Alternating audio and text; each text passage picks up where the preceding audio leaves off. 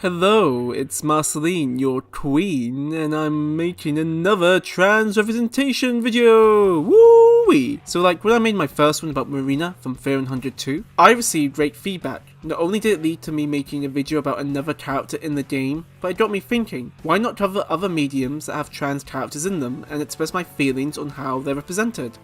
What to cover next? Then the fates aligned. While I was playing Always Sometimes Monsters, yearly by the way, it's a tradition, my bestie was like, did you ever meet the trans character? I was like, wait, what?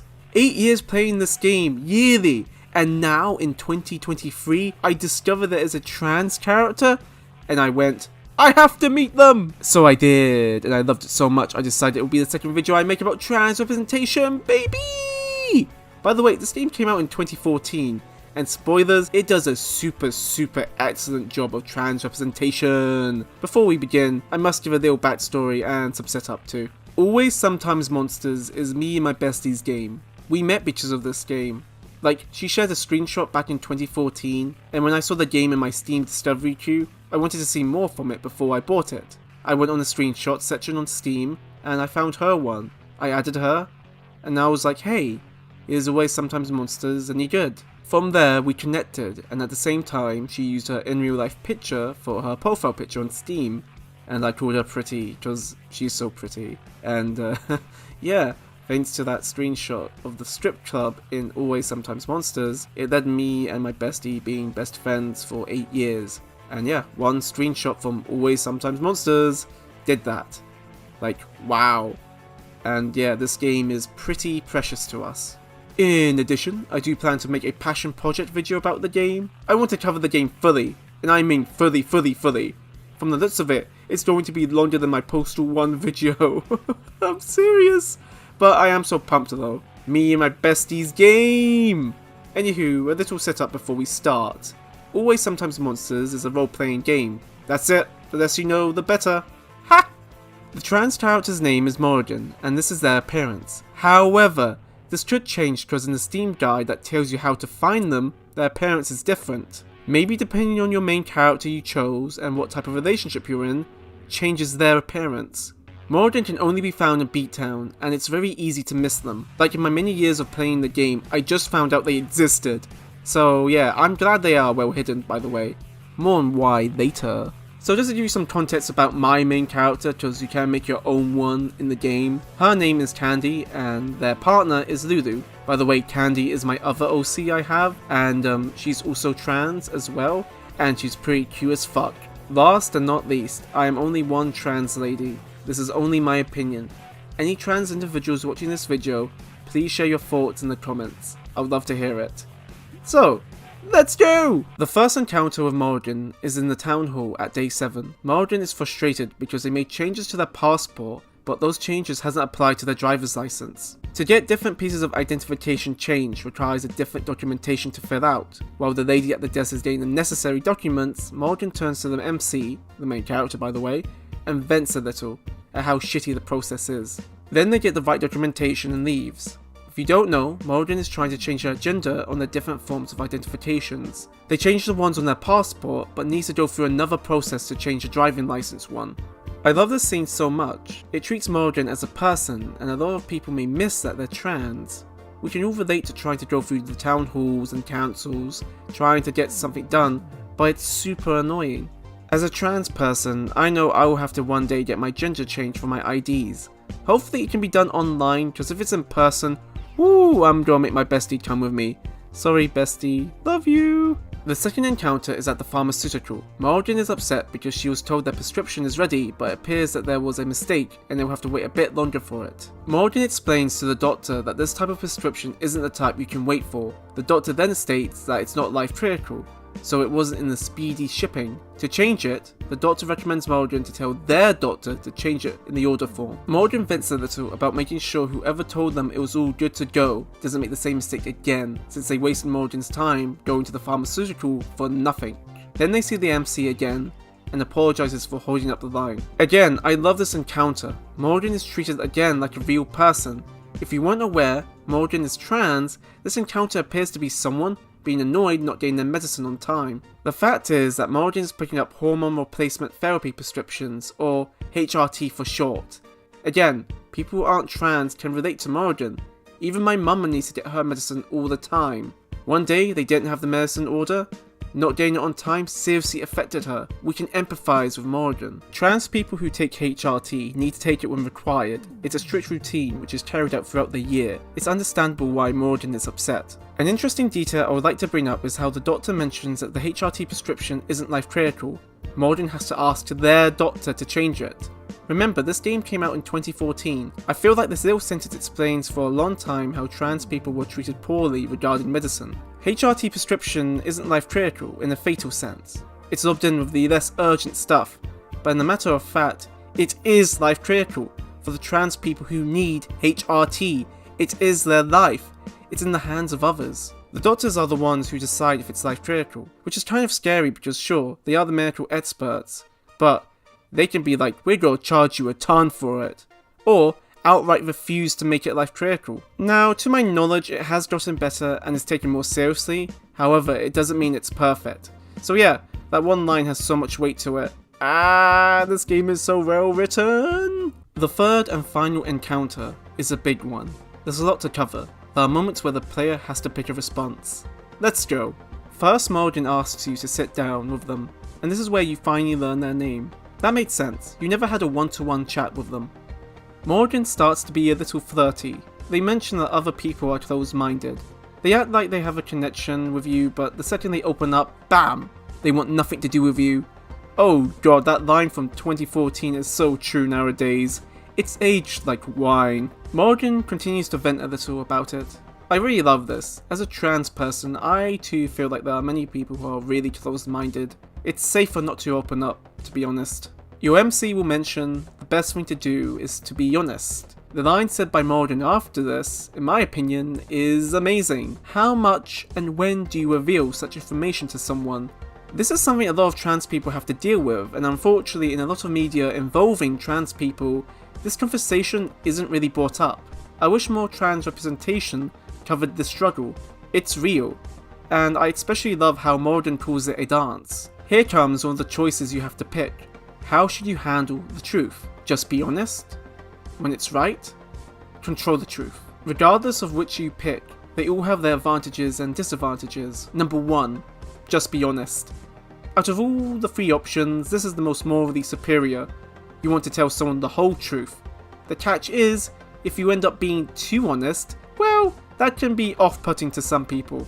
Like, here's a silly example. Let's say I, Marceline, the trans lady, is on a date. I get asked, hey, how do you spend your money? I could say video games.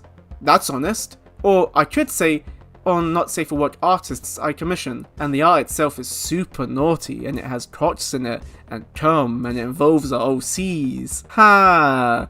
Can you see how both of these responses are honest, but one would most likely be off-putting to the date? It is honest, but that doesn't mean it's a good option. 2. When it's right. Out of all 3 options, this one sounds the most attractive. You spend some time with your date, and you become closer. When you feel like it's right to open up, you tell them more. Very nice, right? Right. The catch is, when is it right? I said right so many times. You see, that's very subjective. There's no way to truly determine when it is right. How? 1 month together? 1 year together? 10 years together? When is it right? Now when you pair it like that, this option doesn't sound as attractive, does it? Number 3. Control the truth. This is morally the worst option. Not only are you manipulating the truth, but in a nutshell, you're doing everything you can to control the conversation. You lie. What they don't know can't hurt them. Why risk losing them over something they don't need to know? As horrible as this sounds, this is actually quite the norm. White lies, half the truths, or just straight up lies. It's all too common. Even I am guilty of this to a certain extent. As a YouTuber, I have to be very careful what I share, and I control a lot what is added to my videos. And lots of YouTubers do that as well. But the thing is though, when it comes to my bestie, my close friends, mutuals, creators I adore, and even my vipers to a certain extent, I try to be honest. And that's all I can do really. Try. And just to say it, if someone tells you they never try to control the truth, especially a YouTuber or a streamer or a content creator, they're fucking lying. We all do it. The question is, how far do you want to control it? For some, they want all control. And that's the scariest part about this option. When is it too far? Regardless of your choice, Morrigan will understand your point of view, but in the end, everyone is different. Again, I am so happy this topic is brought up. We need more of this. After that discussion, Morrigan feels great. Then they wish to bring something up. They hammer the point that it's not easy and they're nervous about it, but Morrigan trusts you. In a really down-to-earth way, they explain how for a long time they never felt comfortable and trying to suppress their feelings, and it got to the point that it affected their regular life. They felt powerless. Morrigan is talking about their body. It's their body, but at the same time, it really wasn't. They've made changes to make their body like who they really are. Morrigan explains that this would be called gender dysphoric. It means that the individual is at unease because they have a mismatch between their biological sex and their gender identity. Morrigan directly tells the MC they think they feel and identify as a woman. I love how Morrigan uses the word think. Identity stuff is hella messy. It can change. If I may use myself as an example, for 5 years I used to call myself a femboy. I believed at the time I was simply a feminine male, however it ate away at me. It felt wrong using such a word. I then came to the realization that I feel more comfortable identifying as a woman, with she/her pronouns. I love that with one word, it covers so much about identity being messy and weird. Morrigan states they are a woman, and they are born in the wrong body. Here comes the next choice section. Your MC states you're transgendered? By the way, that's not a word. You would say you've transitioned? When I read that, I went, what the fuck? That's not even a word. Maybe that was intentional. You know how some people don't know terms? For example, I cosplay, but some people use the term dress up. No, we all dress up, dumbass. Cosplaying has its own meaning. It's different. Maybe that's what the devs went for, but I don't know. To me, it just seems like an error, but I don't know. So then your MC can say, fine by me, so am I, so is Lulu, that's my partner, and that's disgusting. Ouch. Despite how horrible that last option is, picking any of these options gives you really great dialogue. Honestly, it was the biggest reason why I chose to make this video. So let's cover them, shall we? Number 1. Fine by me. This outcome leads to a misunderstanding, and I like that because misunderstandings happens all the time. Your MC states fine by me, but you're barking up the wrong tree. Morrigan rushes to judgment and assumes you find them being trans wrong, and trans people are freaks, when your MC really meant is they're taken already. Morrigan apologizes for being on the defense, and everything is at peace. I love this so much because it shows that trans people are people. We're not perfect. We make mistakes. Morrigan snapped at the MC and assumed the worst. Morrigan's at fault here. I like that a lot. It humanizes them. Number 2. So am I. If you choose this option, you have made your MC trans. Morrigan's at disbelief, telling you how beautiful you are. It's hella cute. Your MC states they have transitioned. HRT, SRS, that's surgery by the way, and they've committed to it. Then they state that people don't have a clue and it hardly pops up. By the way, that's a really neat gameplay reason why people don't mention that your MC is trans. Your MC could not be trans. By other people not bringing it up, it doesn't affect playthroughs of MCs that aren't trans. And that's pretty cool. So then Morrigan says they envy the MC, wish they could pass as much as her. I love this line because it references how many trans people are really treated badly due to their looks alone. Personally speaking, I have been attacked many times. Ever since I became trans, the amount of hatred I've received has skyrocketed. I've been told that I will never be a woman, I'm a tranny freak, a man in a dress, a fake bitch, and much, much worse. It's not nice, and it can be a struggle for trans people.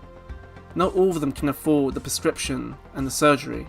You know, I'm aware that I'm not attractive and I'm not pretty, you know, I get that, but like so much hatred, like it's ridiculous honestly, and it's like, it's frustrating, and honestly, I sometimes, I wish, you know, I kept to myself. Sometimes I'm like, I should never have came out, because it's so fucking ridiculous.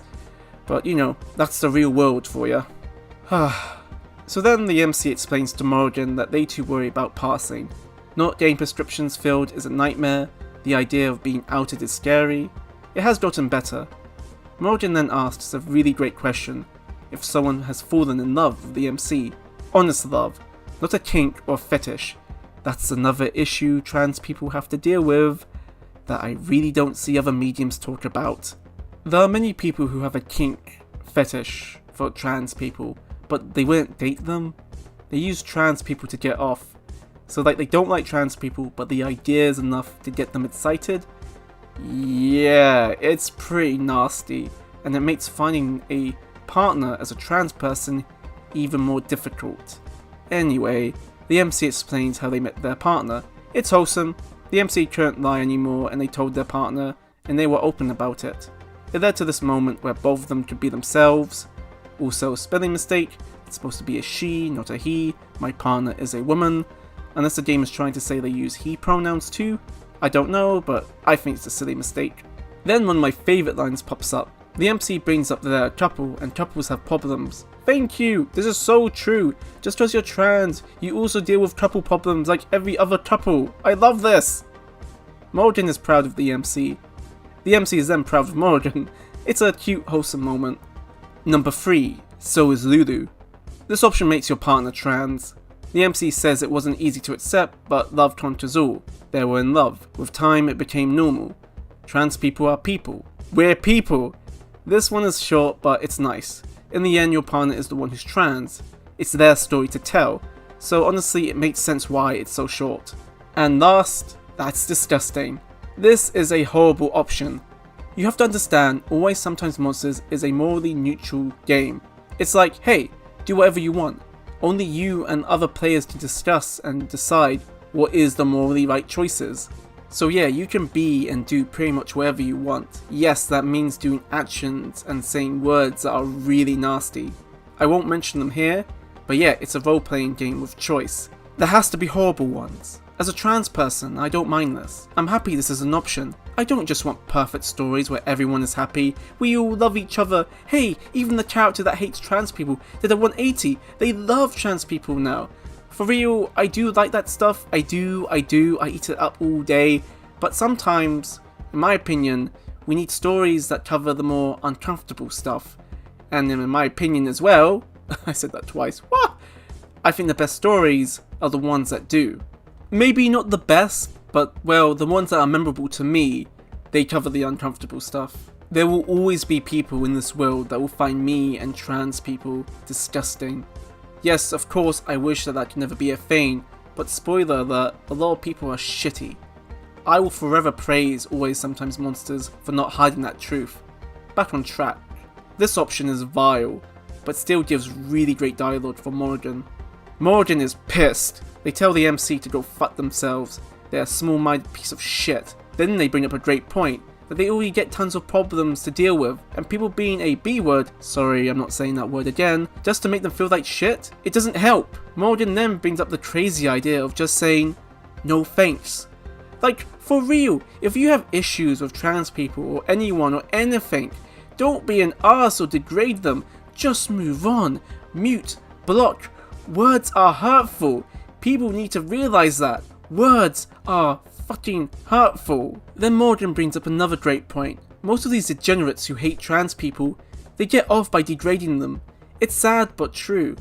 Morrigan states that the world will be better off with one less person like you. This is harsh, but trans people have to deal with so much shit, and I don't blame them for getting emotional. Sadly, it's not just with trans people. If you're a minority, a woman, if you're black, especially a black woman, they endure so much, struggle so much, are oppressed so much. And guess what? We don't need people being gross. We don't need that shit. Don't bother us. It's like, if you have an issue with us, just shut up. Don't tell us. Keep it to yourself. We have enough issues to deal with. We don't need you to be an arsehole to us. And like, Jesus. It's just, it's so frustrating, you know? Because they don't empathize. They don't try to empathize at all. And they have the nerve just to be an arsehole. I'm sorry. I got a little emotional, but fuck. It's so gross. It's disgusting behavior. Finally, Morrigan ends it with a powerful line. This is my life. And they're right. Trans people are people. We have lives of our own. Yet we're treated as if we're monsters. We're people. We have a life. Unfortunately, the hate can be so much, so brutal, so cruel, that some, well, they take a permanent solution to end it. If I may say again, ever since I came out as trans, the amount of hate I have received has risen so much on all of my socials. This is a legitimate problem, and it is so ridiculous how much hate trans people get. And yes, this option is very disgusting, and it's horrible, and I hate it, but at the same time, it produced some of the most powerful lines in the whole game, and yeah, I'm glad this is an option. That is how Always Sometimes Monsters from 2014 handles trans representation, and in my opinion, it's great. It feels really grounded. It displays the real life struggles that trans people have to deal with. Morrigan is flawed and emotional, which I appreciate. The game treats them as people. If you saw my Marina video, I really love that type of representation. Due to how grounded it is, I think people who aren't trans can relate to Morrigan. The way it allows the MC or their partner to be trans is so cool. The dialogue felt real and well written. It's adorable at times. The trans character is very missable and well hidden. I like that because to the average player, Morrigan is just a regular person. Only when you go out of your way to find them and talk to them do you understand and learn they are trans. The game isn't afraid to get uncomfortable. I really appreciate that. There are so many media and variety of mediums that really paint a sunny, happy picture. And that's cool, by the way, don't get me wrong, I eat that shit up all the time, but in my opinion, we shouldn't be afraid to get uncomfortable. Even the option that calls trans people disgusting leads to Morrigan having a very powerful moment. If I may add, one of the most powerful media that cover the hardship of being trans is a movie called Boys Don't Cry. That movie is uncomfortable, depressing, and really uneasy to watch. And that's okay. Plus, it's okay not to watch or play anything that will make you feel upset. Your safety is most important. However, we can't just ignore them either.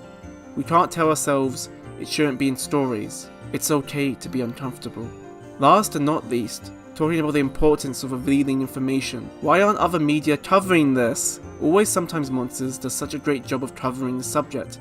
Admittedly, it is brief, and it would have been nice if the conversation was longer, but it's still great regardless. Being trans myself, it was very nervous for me to tell my friends and mutuals I was trans. Apart from my bestie who I trust the most in this world, the idea of telling someone and then getting called vile, it's really upsetting. However, in my little circle and my mutuals, they're full of love, and they accepted me and they were really proud of me. And sometimes, very rarely, they'll DM you first. Kuma approached me first before I told anyone and said they accept me and were proud of me. And I was like, what? One of my fave artists DMs me first? Ah! I actually cried. I really did. FYI, it's why Kuma was commissioned to draw the avatars and the trans flag used in the thumbnail. I love them so much. I know you watch this, Kuma. You watch all my vids. You're amazing! So yeah, that covers everything. Always Sometimes Monsters is me and my bestie's game. It's legitimately an almost perfect game. Masterful, to be honest. I'm so shocked that a game I've been playing yearly since 2015 has a trans character that is handled amazingly. I hope you Vipers enjoyed the video. I heard I want to make more trans representation vids. Shh, I already have an idea for the next one. Shh, I am so motivated. So like, see ya? Wait, the video isn't over.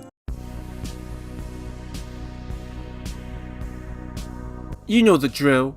A massive love and shout out to Kuma for making the avatars and the trans flag used in the thumbnail. Their work is so cute and amazing! You Vipers better check them out and support them, because they deserve it. They do make the not safe for work stuff, so you have been warned. So, like, what are you waiting for? Like, what, you waiting for something? Like, go now and support Kuma now!